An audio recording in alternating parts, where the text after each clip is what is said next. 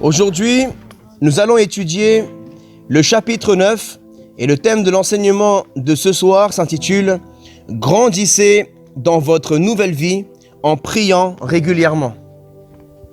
Grandissez dans votre nouvelle vie en priant régulièrement. Prier, c'est parler à Dieu. Si vous priez et développez une vie de prière, vous grandirez dans votre relation avec Dieu. Quand on parle souvent avec une personne, on développe naturellement une relation avec cette personne. Par exemple, si je vous prêche la parole, vous comprendrez ce que j'essaie de dire. Mais si vous me répondez, cela me donne l'occasion de vous parler et vous de me répondre. À mesure que cela continuera, la relation deviendra un peu plus intime. Vous commencerez à me connaître. C'est la même chose avec Dieu. Dieu nous a prêché la parole. Nous lisons ses prédications dans la Bible. Mais si nous commençons à lui parler et qu'il nous répond, nous développerons une relation avec lui, nous le connaîtrons et il nous connaîtra. 1 Thessaloniciens, chapitre 5, verset 17. Priez sans cesse. Donc notez les passages bibliques que je vais vous donner. Aujourd'hui, je ne vais pas faire que vous récitiez comme d'habitude, parce qu'on doit terminer les 3 derniers chapitres. Alléluia. Donc 1 Thessaloniciens, chapitre 5, verset 17. Il est écrit dans ce passage que l'apôtre Paul envoie aux chrétiens de Thessalonique, il dit « Priez sans cesse ». Et là, nous allons commencer 6 principes relatifs à la prière. Premier principe, il est important que vous passiez du temps avec Dieu dans la prière chaque jour. C'est vrai que parfois nous avons prié un jour dans la semaine et comme nous avons bien prié, nous avons passé un bon moment dans la présence de Dieu, on a l'impression que cette prière peut faire tenir toute la semaine ou plusieurs jours. Mais comme je le dis souvent, de la même façon que vous mangez tous les jours, que vous dormez tous les jours, le corps a besoin de cela. Mais l'âme a besoin aussi de se nourrir tous les jours. L'âme a besoin de communier tous les jours avec Dieu. Je ne sais pas pour ceux qui vivent avec leurs parents ou leur épouse, leur mari, je crois qu'il n'y a pas un jour où vous ne parlez pas à votre mère ou à votre père ou dans la maison ou à votre frère ou votre sœur ou à votre femme ou votre mari.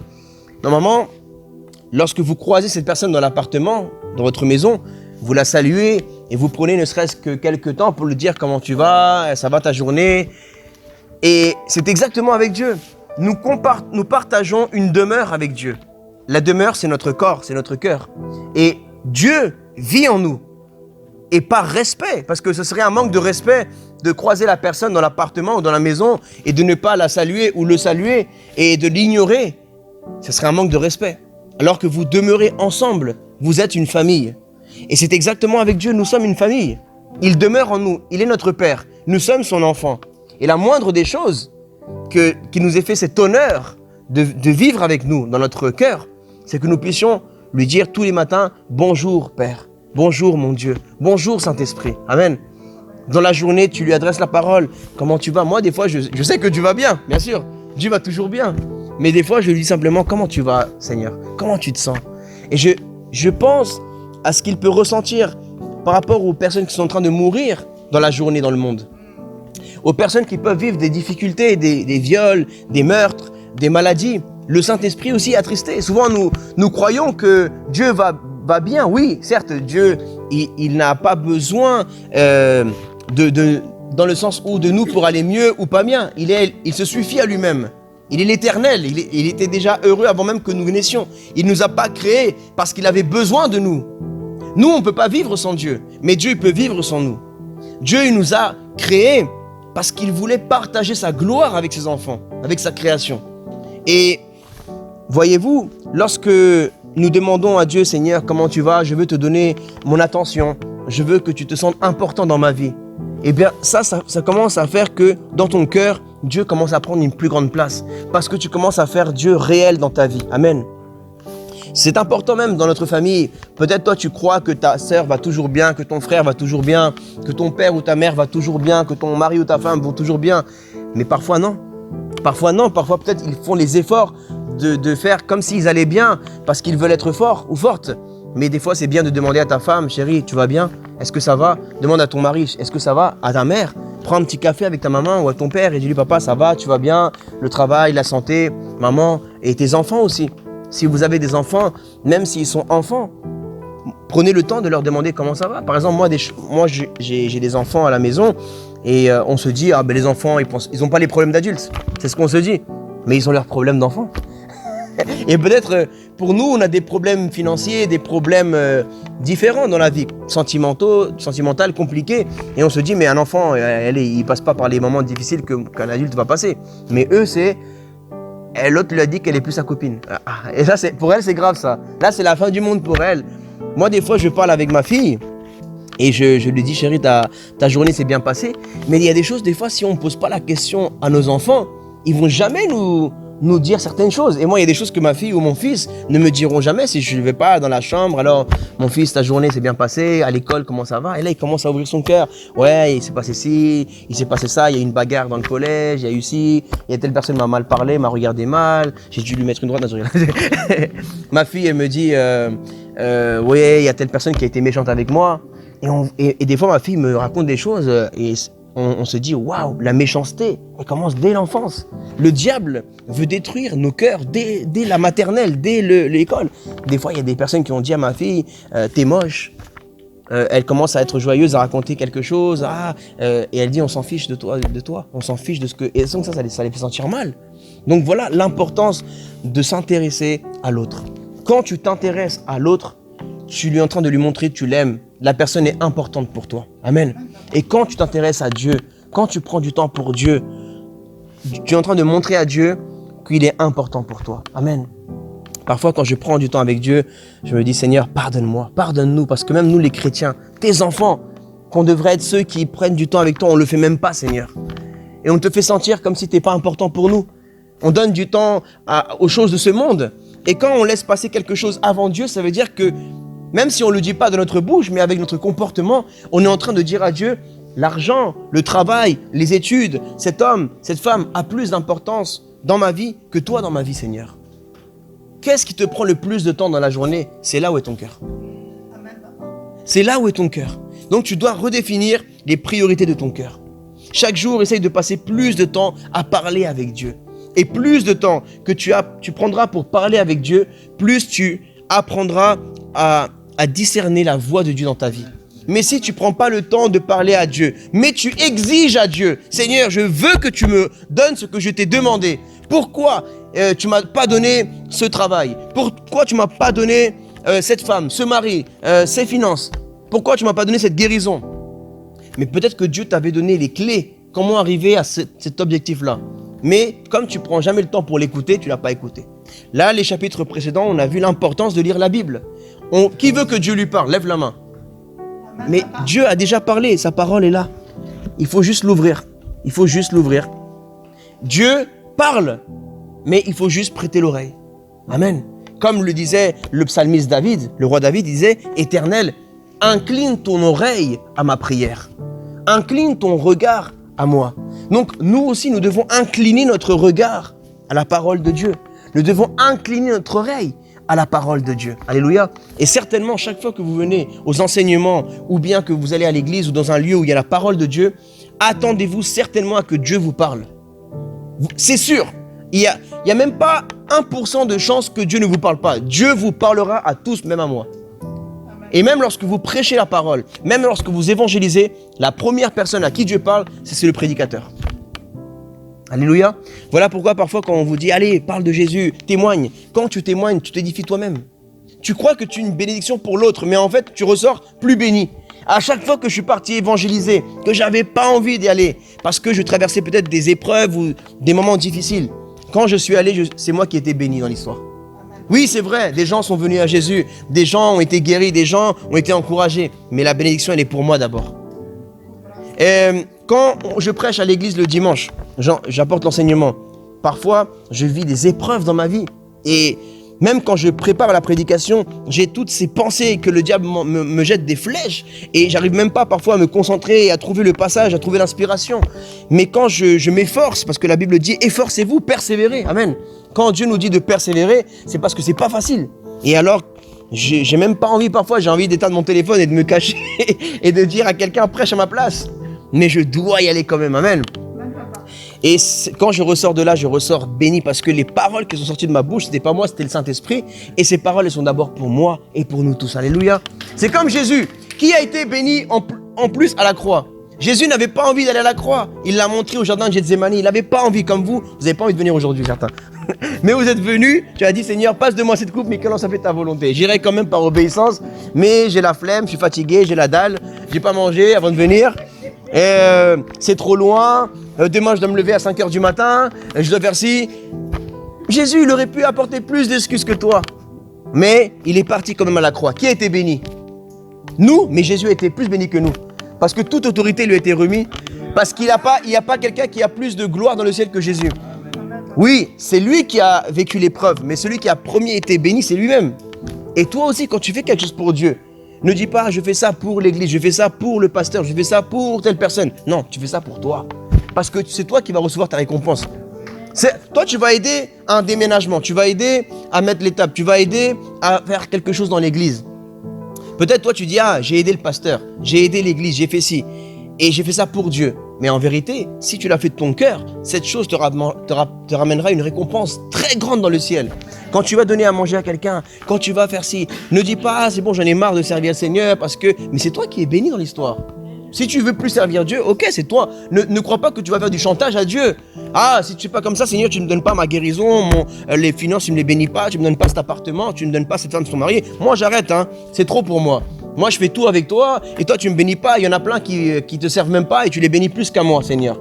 Mais Dieu te dit, bah, c'est comme tu veux, fils. Hein. C'est comme tu veux, ma fille.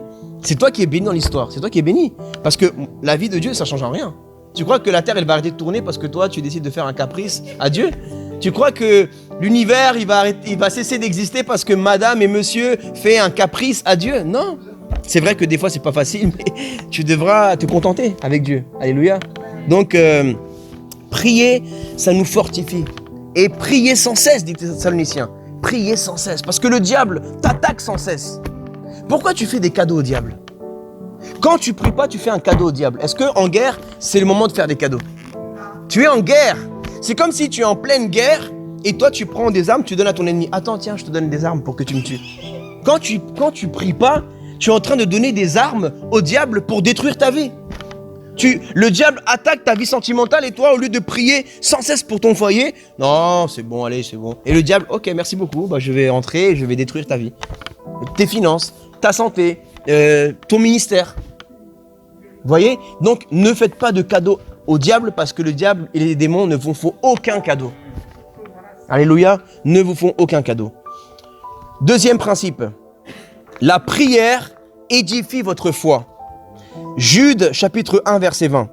Pour vous, bien-aimés, vous édifiant vous-même sur votre très sainte foi et priant par le Saint-Esprit. Alléluia.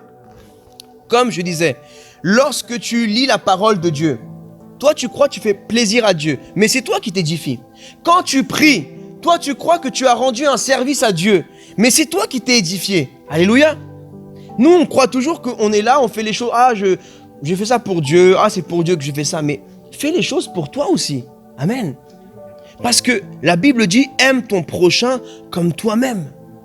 Si tu t'aimes pas toi-même, tu ne te valorises pas toi-même, tu ne te respectes pas, comment prétends-tu pouvoir respecter quelqu'un?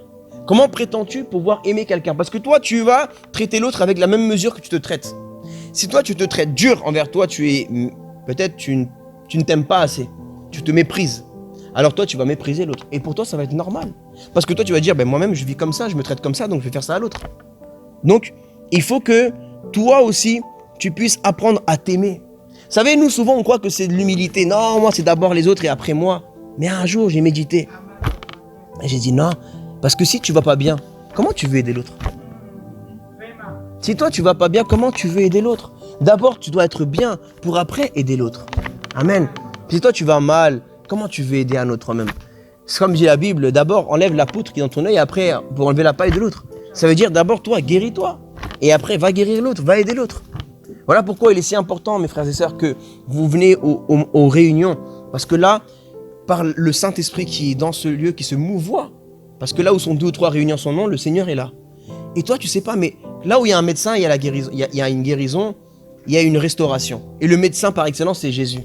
Donc, pendant que tu écoutes, là, pendant que tu notes, le Saint-Esprit, il pose ta main sur ton cœur. Le Saint-Esprit, il est en train de cicatriser une blessure. Mais toi, tu te rends pas compte. Toi, tu es là, tu es concentré sur le message, tu es concentré sur l'enseignement. Le Seigneur est en train de guérir ton corps, guérir tes pensées, guérir ton cœur. Amen. Parce qu'il te restaure. Et la restauration, c'est une guérison du cœur et de l'âme. Amen. Notre cœur a besoin d'être purifié par la parole de Dieu et par la prière. Donc, vous édifiant vous-même sur votre très sainte foi et priant par le Saint-Esprit. Amen. 3e principe. Au début, tout chrétien devrait prier au moins 30 minutes par jour. Mais à mesure qu'il prend l'habitude de prier quotidiennement, il doit pouvoir prier pendant 1 heure. Matthieu chapitre 26, verset 40.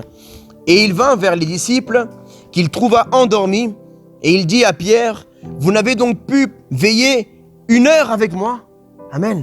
Je vous ai déjà sorti ce passage pour vous montrer que cela n'est pas une doctrine. Mais si le Seigneur, le Fils de Dieu, a mentionné 1 heure dans le temps de la journée à ses disciples, il aurait pu dire, vous n'avez même pas pu prier 45 minutes. Vous n'avez même pas pu prier 2 heures ou 1 heure et demie. Mais il a dit 1 heure. Tout ce qui sort de la bouche de Jésus, c'est réfléchi éternellement. C'est pas comme nous qu'on dit des bêtises par-ci par-là pour faire rire les gens ou des bêtises. Non, non. Le Seigneur, il dit aucune bêtise. Tout ce qui est sorti de la bouche de Jésus, c'était Dieu qui a parlé. C'est le Père qui parle à travers le Fils. Et le Père, il réfléchit pas comme toi et moi. Le Père, il réfléchit dans l'éternité. C'est-à-dire que toi, tu as réfléchi 30 secondes avant de dire la bêtise qu'on allait dire 30 secondes plus tard. Mais le Père, tout est réfléchi. Vous n'avez même pas pu veiller 1 heure avec moi. Et je crois que si nous voulons être des vrais disciples, si nous voulons entrer dans notre appel, si nous voulons être ces hommes de feu, ces hommes de réveil, ces femmes de réveil de cette génération, il faut commencer par toi aussi déjà te réveiller le matin pour prier. Il faut commencer déjà pour prier ne serait-ce qu'1 heure. 1 heure. Ou déjà commence par prier 30 minutes. Certains ici, je ne connais pas votre vie, mais vous priez que avant de manger. Et si je te dis, est-ce que tu as prié aujourd'hui, tu vas me dire, oui, j'ai prié. Et si je pousse un peu plus loin le bouchon, tu vas... Avant de prier ce matin, avant de manger, j'ai prié. À midi, j'ai prié. En fait, tu pries 3 fois par jour. Tu pries avant de déjeuner, avant de prendre le repas à midi et avant de dîner le soir. Peut-être 4 fois avant de te coucher. Ah voilà, on était en jeûne. Aujourd'hui, moi j'ai jeûné, hein, commencez pas à me regarder comme ça. Donc, nous à l'église, on jeûne le mardi et le jeudi. Mais il ne faut pas prier que pour manger. Alléluia. Il faut prier quand tu te réveilles le matin, prends un temps avec le Seigneur. Et c'est que la première personne à qui tu parles dans ta journée, c'est Dieu. Avant même de parler à ta femme, normalement tu dois te brosser les dents avant de parler à ta femme et parler à ton mari. Au moins Dieu ne sent pas ton haleine. La mauvaise haleine de nous que Dieu sent, c'est notre cœur mauvais. Là, Dieu il sent, c'est un parfum désagréable à son trône. Mais au moins, avant de parler à ta femme ou de parler à ton mari ou de parler à telle personne dans ta maison, tu dis bonjour Seigneur. Après, tu vas te brosser les dents et tu dis bonjour chérie. D'accord? Alléluia. Sinon, elle va tomber sous l'onction et tu vas croire que tu as beaucoup d'onction. Mais en fait, c'est ton haleine qui l'a fait tomber. Frères et sœurs, habituez-vous à prendre un temps avec Dieu. Que la première personne avec qui vous parlez, c'est Dieu. Que la dernière personne avec qui vous parlez le soir, c'est Dieu. Alléluia. Moi, souvent, je dis bonne nuit à ma femme, bonne nuit chérie, et je commence à parler tout seul. Et ça va, tu parles tout seul, hein? Je parle avec Dieu. Je parle même des fois, je chuchote pour pas l'empêcher de dormir. Mais c'est là où je commence à parler avec le Saint-Esprit. Amen. Mais allez à votre rythme. Mais posez-vous des disciplines. Moi, je vous encourage vraiment à mettre des réveils dans votre journée. Mettez un réveil à telle heure. De telle heure à telle heure, je prie. Même si c'est 30 minutes. Mettez un réveil. De telle heure à telle heure, je prie. De telle heure à telle heure, je lis la Bible. Amen. Tel jour, tu mets un réveil. Ah, ça te rappelle. Tu le mets tôt comme ça, tu sais que tu n'auras pas déjeuné avant de jeûner. Amen. Donc, par exemple, le mardi et le jeudi, si tu veux suivre, tu veux être aligné spirituellement avec le jeûne de l'église, tu mets un réveil tôt le matin et tu mets jeûne. Parce que parfois, on se rend compte qu'on jeûne et on dit « Oh mince !» et on a déjà les complexes dans la bouche, on dit « Seigneur, désolé. » Et on devait jeûner aujourd'hui. Ça m'est déjà arrivé. Donc, mettez un réveil pour vous rappeler que vous jeûnez les mardis et les jeudis. Mettez un réveil le matin et priorisez ce temps. Amen. Parce que parfois on est en train de prier et on reçoit l'appel d'un ami, d'une sœur, d'un client, d'un ouvrier, on reçoit l'appel de quelqu'un. Et on dit, oh Seigneur, je vais arrêter de parler avec toi parce que je dois répondre à ce client, je dois répondre à cet ouvrier, je dois répondre à cette personne. Mais qu'est-ce qui est plus important? Le Seigneur. Et quand on coupe la parole comme ça à Dieu, en fait, ça coupe la communication avec Dieu. Peut-être tu étais à 2 doigts de recevoir une révélation, tu étais à 2 doigts de ressentir la présence de Dieu, mais tu as coupé. Tac. Quand tu parles avec quelqu'un, tu passes sous un tunnel. Tu dis quoi? Ah, ça coupe, n'est-ce pas? Et quand ça coupe, tu es encore en ligne avec la personne, mais tu ne reçois plus la communication, ce que l'autre personne voulait te dire.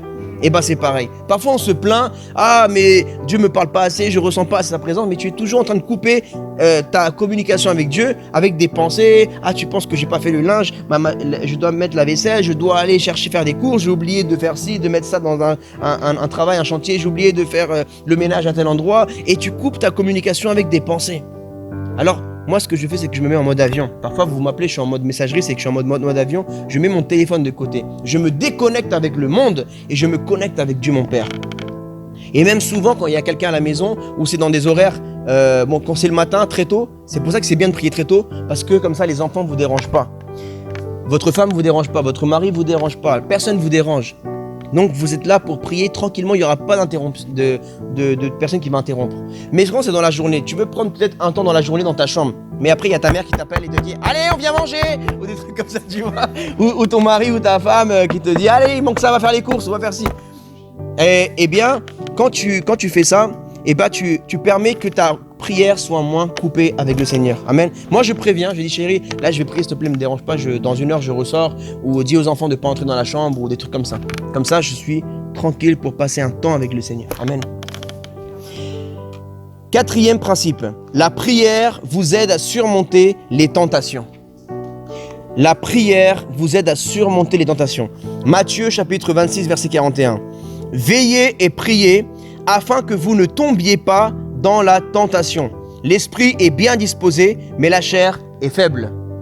Mes frères et sœurs, ne vous prenez pas pour Superman ou Superwoman. C'est pas parce que vous avez 3 ans dans l'évangile, vous venez à l'église, en ce moment vous n'êtes pas en train de regarder des choses bizarres sur internet, vous êtes en train de prier, ne vous croyez pas invincible. Il y a eu des gens plus zélés que vous dans l'histoire. Il y a eu des hommes de prière plus grands que vous, des femmes de prière plus grands que vous, et ils sont tombés plus bas que vous aussi. Donc, ne baissez pas la garde. Ne baissez pas la garde. Le roi David était plus zélé que la plupart d'entre nous. Mais regardez comment il est tombé bas. Parce qu'il a baissé la garde. Quand il n'est pas allé à la guerre, c'est là où il est parti et il est tombé. Donc, ne pas aller à la guerre, c'est ne pas aller dans le lieu de prière. Ne pas aller à l'évangélisation. Ne pas aller aux réunions de l'église. Parfois, on dit non, ce soir, je ne vais pas aller aux réunions. Et finalement, on donne du temps à autre chose. Parfois, je ne dis pas toujours, mais l'ennemi va saisir cette opportunité quand tu ne pries pas, quand tu ne vas pas à l'église, pour te proposer quelque chose d'autre. Parce que l'ennemi te propose. Quand tu dis non à quelque chose, automatiquement, tu dis oui à autre chose. Donc, vraiment, je vous encourage à veiller dans la prière. Parce que le diable est méchant. Que celui qui se croit saint, qu'il veille à ne pas tomber. Amen. Et ce n'est pas parce que tu es maintenant leader, parce que tu es dans le groupe des disciples, parce que nous sommes pasteurs ou apôtres, le diable ne respecte rien.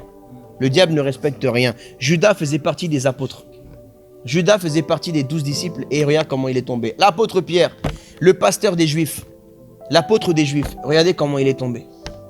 Ils ont tous commis des erreurs. Nous ne sommes pas comme dans l'islam qui croyons que tous les prophètes étaient saints. Non, chez nous, il n'y a pas ça. Chez nous, nous sommes tous pécheurs. La Bible dit que Dieu a enfermé tous les hommes dans la désobéissance afin qu'aucun ne se glorifie devant Dieu. Tous ont péché et sont privés de la gloire de Dieu. Nous sommes tous des pécheurs. Alors ne te mens jamais à toi-même en te faisant croire cette illusion. Non, c'est bon, je suis atteint à un niveau spirituel, j'ai plus besoin d'aller aux réunions, j'ai plus besoin d'aller à l'église, j'ai plus besoin de prier, j'ai plus besoin de lire la Bible, je connais assez la parole de Dieu. C'est faux. Moi-même, quand j'ai fait RBIF, donc l'Institut biblique de l'Église, River Bible Institute, j'ai eu ma licence grâce à Dieu, mais j'avais déjà fait une école biblique. Et j'ai pas dit, non, c'est bon, j'ai déjà fait une école biblique, je vais pas en refaire une deuxième. Non, j'ai agrandi mes connaissances, j'ai appris des choses nouvelles. Ça n'a pas amené dans ma vie que de la connaissance intellectuelle, mais ça a forgé mon caractère. Des fois, comme vous le vivez actuellement, il a fallu que je fasse des vidéos, que je mette ma caméra, que je me discipline avec l'horaire, que j'aille à des églises pour prêcher, parce qu'en 3e année, vous allez devoir faire des missions dans les églises, servir. Et des fois, j'étais fatigué, je devais prêcher à l'église l'après-midi.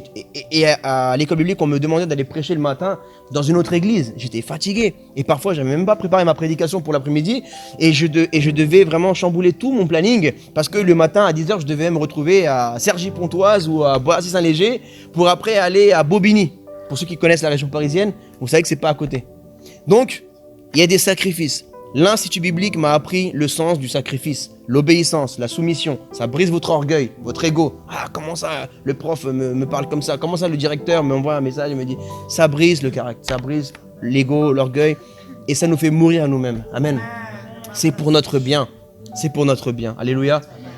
Et vraiment, je vous encourage à prier comme a dit le Seigneur Jésus, parce que vous êtes bien disposés.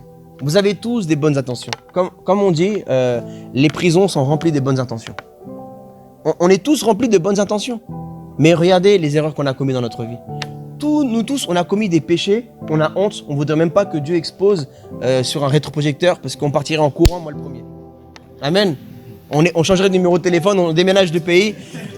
Tellement on a fait des choses sales, même dans notre vie chrétienne, on a commis des péchés, on a fait des choses qu'on a honte. On n'est pas saints, mes frères et sœurs. On est saints que parce que le Saint-Esprit vit en nous et on est justifié par le sang de Jésus. Mais vraiment, si tu es tombé une fois dans un péché, rien ne te dit tu ne vas pas tomber une deuxième fois. Garde-toi de cela. Amen. Nous devons être des gens prudents. Amen. Et comme dit la Bible, l'esprit est bien disposé, mais la chair est faible. Voilà pourquoi il faut alimenter plus l'esprit que la chair. C'est comme l'exemple que prennent certains prédicateurs. Imagine qu'il y a deux chiens. Un chien, c'est les désirs, c'est ta chair, et un autre chien, c'est l'esprit. S'il y a une bagarre, quel chien va gagner? Celui qui est mieux nourri. Si tu n'as pas nourri ton esprit et ta chair, tu l'as bien alimenté avec le péché, quel chien va gagner? C'est le chien de la chair qui va tuer l'esprit. Donc si tu alimentes plus l'esprit et tu soumets la chair, tu te fais violence à toi-même. Tu renonces à ta chair et tu jeûnes, tu as une vie de prière, tu écoutes la musique de Dieu, tu n'écoutes pas de la musique du monde, tu regardes des prédications au lieu de regarder des films d'horreur, eh bien ton esprit va être plus fort et tu pourras vaincre ton vieil homme, ta nature adamique et ton ancienne femme, l'ancienne Ève que tu étais. Alléluia. Donc vraiment, ne négligez pas votre vie de prière. Cinquième principe, vous pouvez prier pour tout. Marc chapitre 11, verset 24. C'est pourquoi je vous dis, tout ce que vous demanderez en priant, croyez que vous l'avez reçu et vous le verrez s'accomplir. Amen. Quand la Bible dit tout, c'est tout. C'est comme quand la Bible dit Dieu a tant aimé le monde. Dieu a aimé tout le monde. Dieu a tant aimé le monde.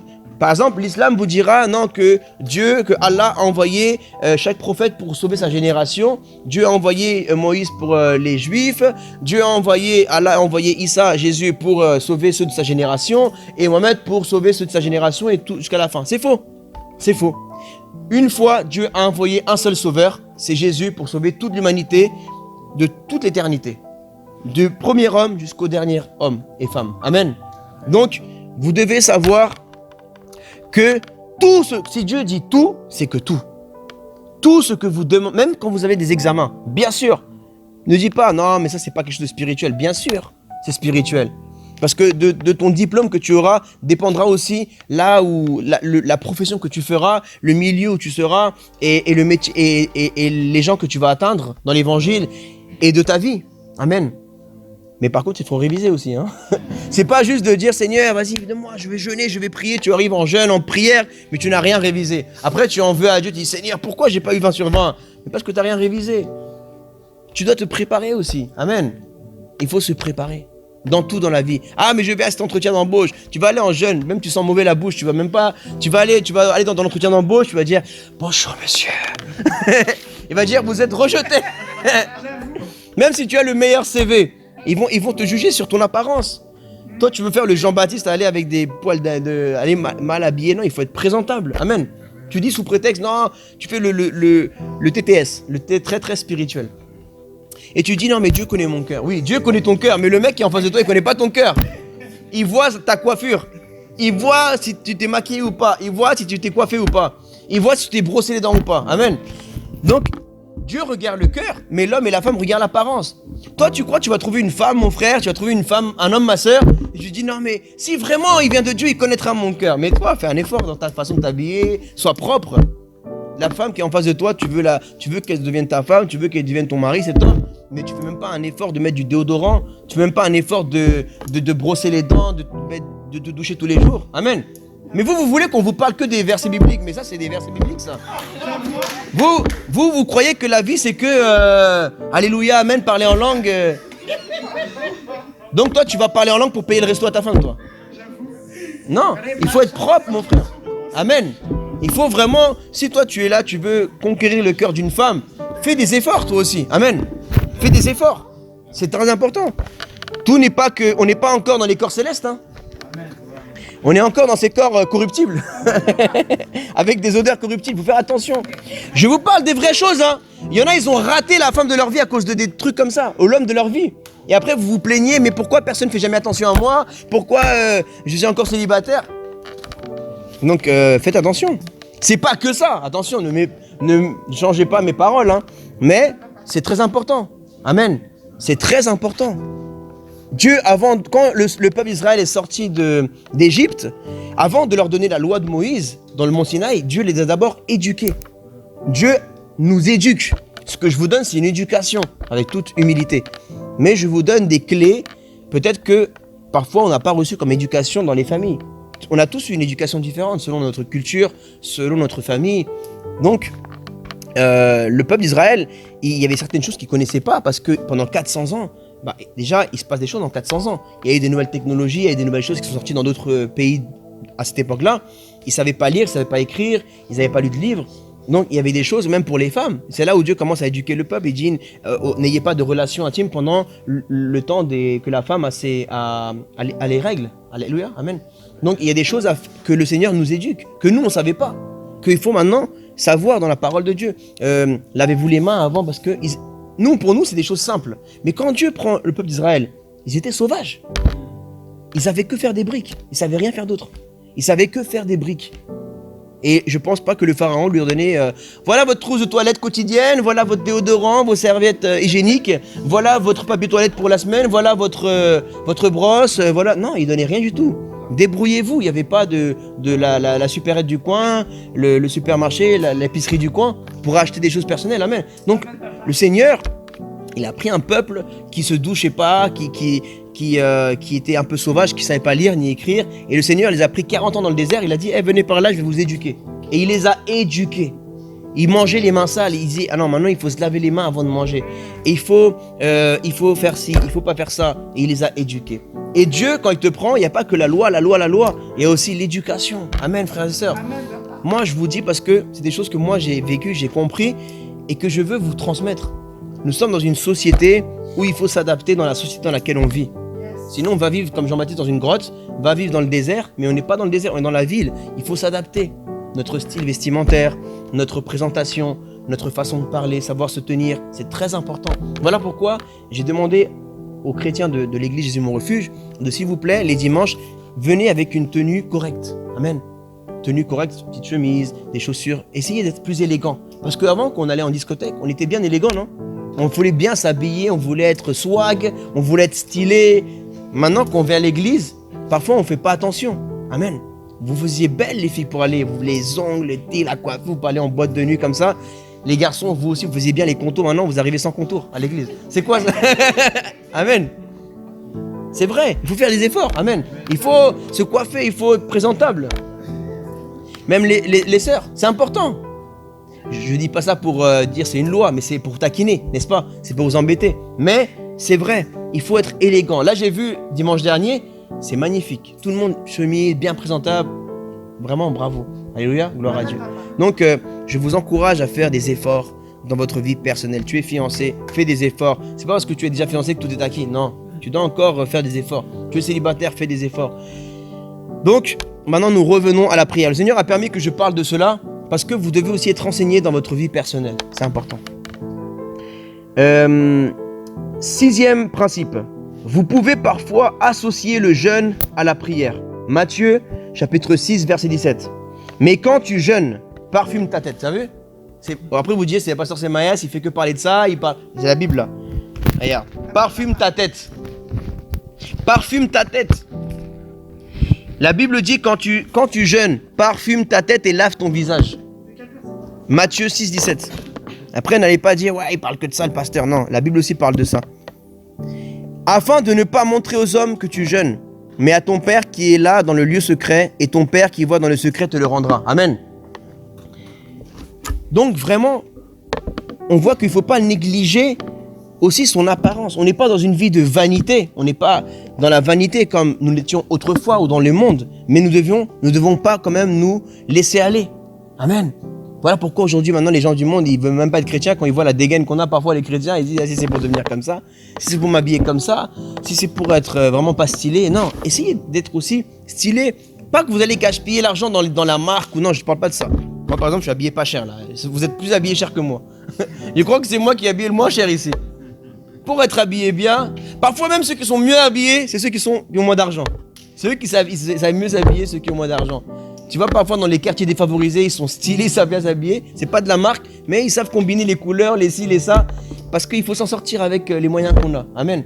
Donc, quand tu vas au travail, tu sais, bon, ça c'est quelque chose que vous allez comprendre avec le temps, peut-être, mais les gens de ton entourage, parfois il y en a qui vont s'intéresser à toi juste parce que tu as une certaine apparence.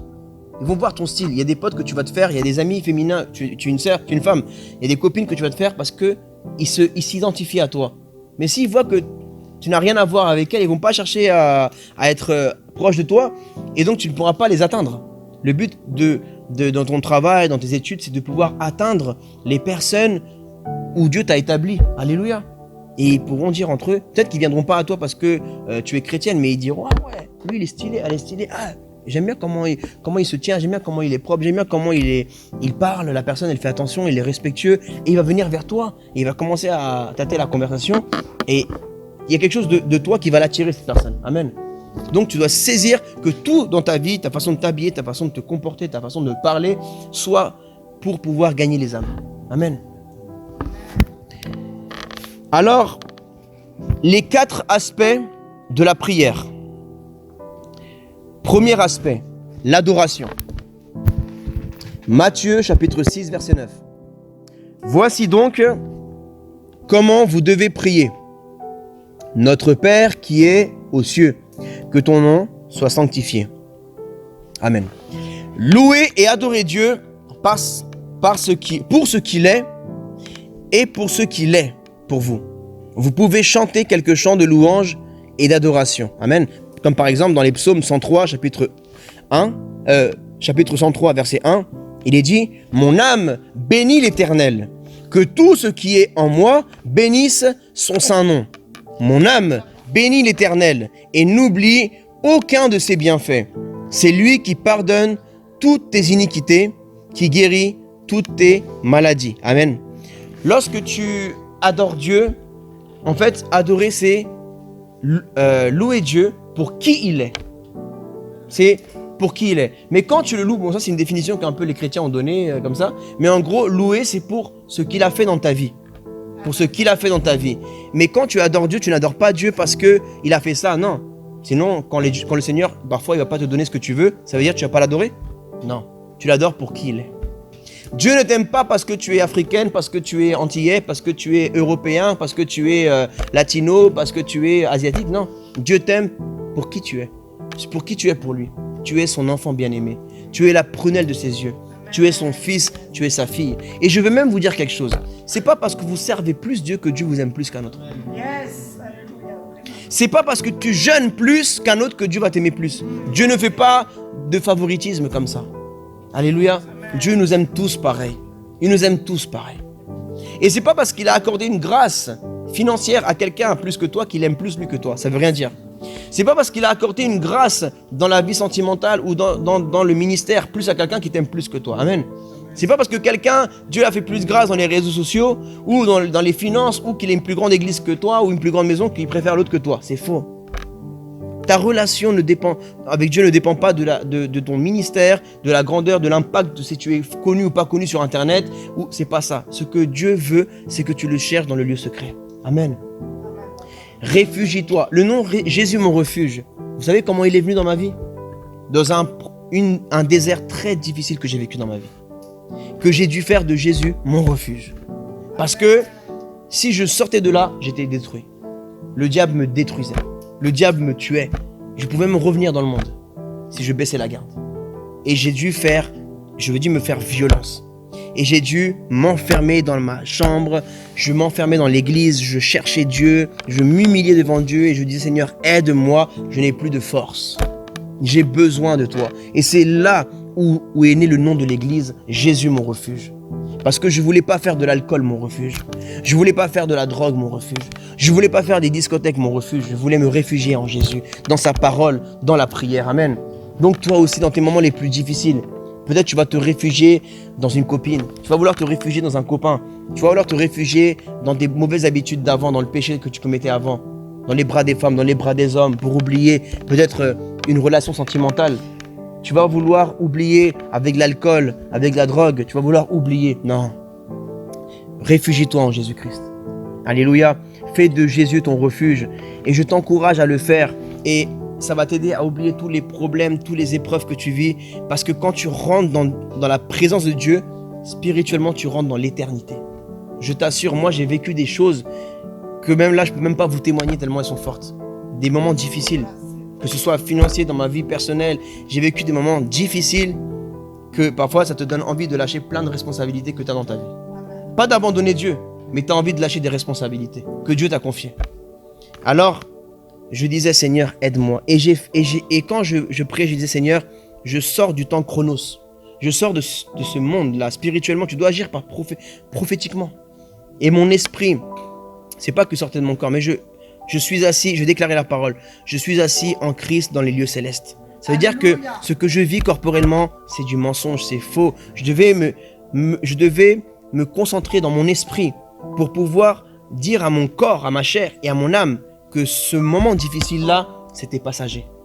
Et que je devais centrer mon esprit dans la Nouvelle Jérusalem.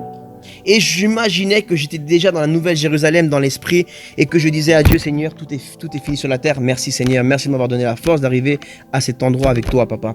Mais quand tu sors de la prière, tu reviens dans ce monde naturel. Tu reviens dans la réalité. Mais la réalité, ce n'est pas la vérité. La vérité, c'est la Nouvelle Jérusalem, c'est le corps céleste que nous aurons en Christ. Mais là, pour un temps, c'est la réalité de ce siècle. Donc c'est vrai qu'en ce moment, ta réalité en ce moment, c'est les difficultés financières, c'est les difficultés que tu as d'appartement, c'est les difficultés de la maladie, des finances et de tout ce que tu vis, sentimental. Mais quand tu passes par des épreuves très dures, enferme-toi comme dit la Bible. Jeûne, cherche Dieu dans le lieu secret. Et Dieu dans le lieu secret te révélera des secrets. Dieu dans le lieu secret te révélera des mystères. Et même cette façon de penser, c'est un secret que Dieu nous donne. Quand le Seigneur Jésus priait à Gethsémane, il était loin de tous. Ils étaient loin d'un jet de pierre, dit la Bible. C'est-à-dire, imagine qu'il a jeté une pierre et à cette distance, les disciples de Jésus étaient. Et lui, il avait besoin de se rencontrer seul avec Dieu. Parce que toi aussi dans ta vie, tu as besoin de te retrouver seul avec Dieu. Ne t'habitue pas toujours à prier qu'avec tes frères et sœurs de l'église. Ne t'habitue pas à prier toujours avec des gens ou à être toujours accompagné. Apprends à aimer rester seul. Moi, j'ai appris à aimer être seul. Amen. Apprends à aimer être seul avec Dieu. Moi, des fois, ça m'arrive de partir tout seul. Peut-être tu peux dire comme un sans-ami. Je pars tout seul marcher dans les bois de Vincennes. Et je pars tout seul et je parle avec Dieu. J'admire la nature et je commence à vouloir redonner à mon âme et à mon corps le goût et le plaisir des choses simples de la vie. On s'est tellement... Aujourd'hui, on est dans un monde et le diable, il a commencé à faire à travers les enfants de la désobéissance à bâtir les villes. Et aujourd'hui, tous nos désirs, quand on est dans une ville, on admire plus la ville, les bâtiments, les métros, les ci, les ça, l'architecture, les magasins. Et on admire même tout, on admire que ce qui est créé par la main des hommes. Et on ne sait plus admirer les choses simples qui sont créées par Dieu. Quand est-ce la dernière fois que tu es parti dans un lieu de la nature où tu es parti juste pour admirer ce que Dieu a fait? La semaine dernière. Amen. Amen. Eh bien, ça nous arrive toujours d'aller faire du shopping, hein? D'aller voir les magasins, d'aller de faire les vitrines, comme vous dites, non? De faire les vitrines, d'aller dans des lieux où vous savez que vous n'avez pas l'argent, mais par la foi, vous allez... Vous êtes des hommes et vous commencez à déclarer des paroles. J'aurai ça au nom de Jésus. Je prends possession de ce gilet de ses chaussures par l'esprit. Amen. Mais quand tu fais ça, en fait, réfléchis. Toujours, nous allons dans des lieux et nous admirons des choses, même sur Internet, nous regardons, nous admirons les voitures, nous admirons les appartements, les maisons. Tout ça, c'est fait par la main des hommes. Mais quand est-ce que tu prends le temps d'admirer les montagnes, d'admirer le fleuve, d'admirer des arbres? Peut-être quelqu'un